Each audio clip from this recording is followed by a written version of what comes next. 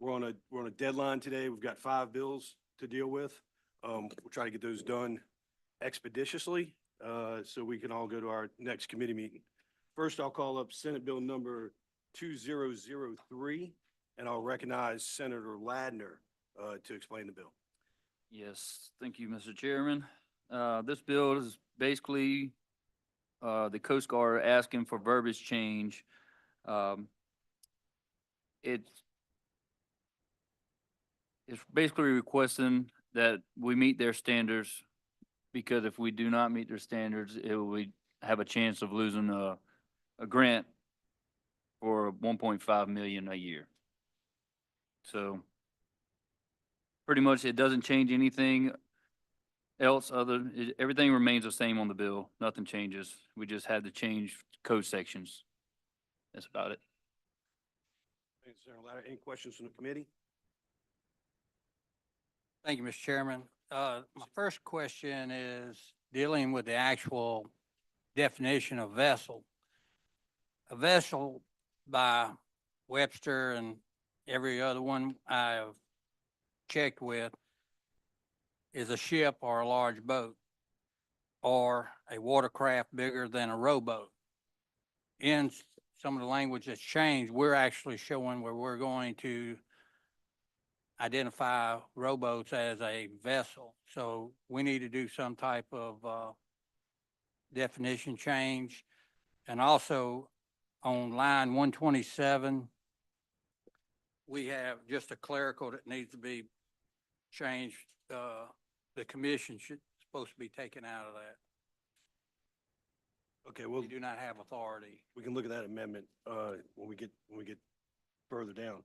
I will say, to your point, Senator Seymour, I met with, Wildlife Fisheries, and my understanding is that these definitions and the change and the revisions to the registration requirements that are in this bill are in order to comply with the Coast Guard requirements, so that the state can continue to receive funds from the Coast Guard for, I guess, check and registration is what it is. Where does the if the definition of a vessel, and I'm not getting into commercial boats. A vessel is actually over 500 ton, but I think we do need to clarify that as far as rowboats and, On lines 86 through 89, have you seen that? Where it talks about length of vessel and type?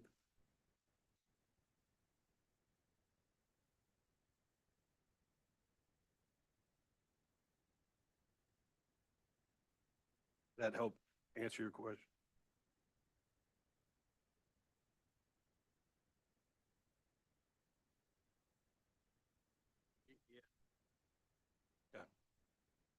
will this go into effect? How long? I know it's got a time frame of 60 days, but people that's got a lot of these, that's gonna have to be registered, or is this on just new watercraft? I think it would apply to register, to renewals of existing registrations and to new registrations. So those that already have it won't have to apply to this? Well, on the renewal application will have this information on it. Thank you, Mr. My understanding. Yes, sir. Any other questions from the committee? Senator Seymour, do you want to make offer an amendment to line 127 to delete commission and replace with department? All right, we're on the amendment. All those in favor, say aye. And opposed, nay. The ayes have it. We're back on the bill. Do I have a motion? Move to adopt the committee sub. Motion to adopt the committee sub as amended, Just a sub. on just Yeah, just committee sub. committee sub. Yeah. All right, y'all have heard the motion. All in favor, say aye. Aye. Opposed, nay. The ayes have it. That bill will be reported out. Senate Bill 2261 is something that we've worked on for a number of years. This is the comprehensive restoration plan bill. The idea is to have an annual report or have a report created that would help guide some of our coastal restoration and conservation projects that are administered by two different agencies and over a couple different funding sources. We've passed it out of here for the past several years. We've gotten hung up on the house on some things. I'd like the opportunity to try to keep working on this with our House counterparts. If anyone has any questions about the bill or the particulars of it, I'm happy to answer those. Otherwise, I'll entertain a motion. Yes, sir. Thank you, Mr. Mr. Lane. Chairman. This is a bill that we've worked on for a couple of years, and this is the bill that has where we're trying to understand what the entire everybody in the state is doing and making sure that we establish goals and we do everything to try to meet those goals. So when we talk about coastal restoration, we kind of know what that looks like, where our areas of emphasis is when we're talking about use of Go Mesa funds for something that's related back to the water quality in the coastal areas, that we're putting our dollars into those areas that meet these goals, correct? Correct. And That it is- just helps provide some guidance to the, not only state agencies, but also the federal agencies that have the oversight to show them that we do have a comprehensive plan to make sure that we're putting every dollar available into something that is directed to meet a specific goal and not just a haphazard use of those funds. That's correct. The All right. idea being that there's some scientific basis to identify the areas of concern and potential solutions to help guide project applicants as well as the agencies in the administration of those restoration and conservation dollars. Okay, great. Yeah, I hope this bill makes it all the way through the process this year. Thank you. Any other questions? Yes, sir. Senator Seymour. The same type of amendment for line 167, 205, and 213, that commission be changed to department.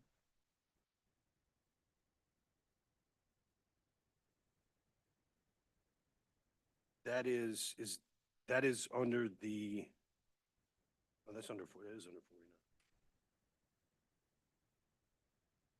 That's the Mississippi Department, that's the executive director of the Mississippi Department of Environmental Qualities Commission. That's not DMR. DMR is in section 6 above. At 4915, that's for the department. Yeah, right. Controversial, yeah. I rescind my motion. Any other questions on the bill? Have a motion? All right, you've heard the motion. All those in favor say aye. Opposed? Ayes have it. Well, that bill will be forwarded out. Senate Bill 2262 are some technical changes to the Mississippi Public Trust Tidelands Act. When we made the change in the commission a while back, we corrected the references from commission to department in many of the DMR code sections, but this was overlooked in the Public Trust Tidelands Act. You'll see on lines 27, 28, and 29, references to commission are corrected to department. Should call this the Senator Seymour bill. That's a brief explanation of the bill. Are there any questions from the committee? Seeing none, do I have a motion? Heard the motion, all those in favor? Aye. Opposed? The ayes have it. That bill will be forwarded out. Before we get to 2263, let's skip ahead to 2381. Only because we have a committee sub for the other one. Senate Bill 2381 is the Tidelands / gaming bill that we passed out last year and then we worked on with our House counterparts. Essentially what it does is it tries to address some of the issues that have been raised by the court when considering inconsistencies or misunderstanding of the legislature's intent when dealing with Public Trust Islands and the Gaming Control Act over the years. What this bill seeks to do is, one, clarify that in order for a licensee to qualify for a gaming license, they have to have a public trust tidelands lease from the state of Mississippi through the Secretary of State.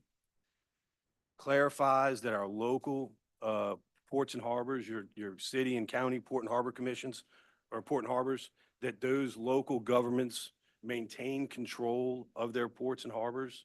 It does not require them to have a lease or a rent exempt lease or anything else.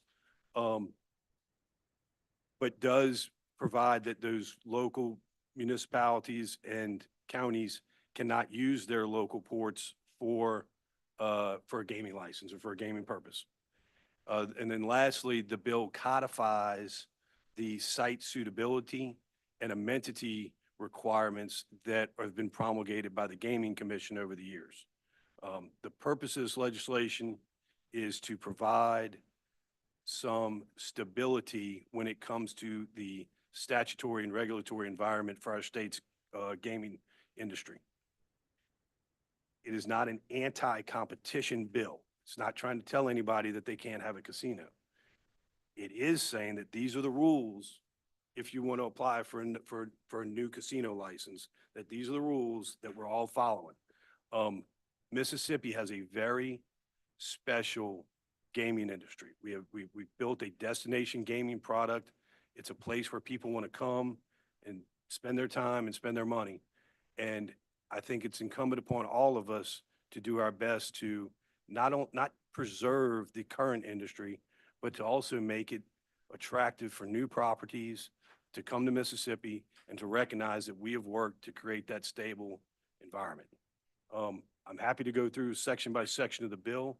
I think you guys have seen this before. If there are any questions, I'm happy to answer. Are there any questions from the committee? Senator Ladner? Is, only question I hear is the land that is acquired already, everything, if you are established at any point in the gaming, I guess, process from the get-go, are you clear? Well, if we're talking about pending applications, that is not provided for in the bill. But I think we've got 15 or 17 approved gaming sites in Mississippi right now that have not applied for a license. They've got site suitability, but not licensed. This would not do anything to affect those sites. The idea is not to go back in time and make those property owners go back through the Gaming Commission process. This, I guess for lack of a better word, puts a stop in time on all the site approvals that the Gaming Commission has been issued up to date. And I will share with you that's the intent of the bill. I've gotten some phone calls from a couple different applicants or folks who represent applicants, and we're happy to try to come up with some language, craft some language before we put this out on the floor to address those issues to the best that we can. Any other questions from the committee? Seeing none, do I have a motion? Heard the motion, all those in favor? Opposed? Oh, we're on committees.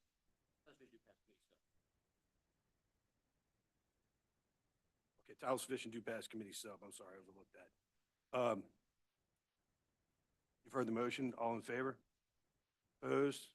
The ayes have it, that'll be reported out.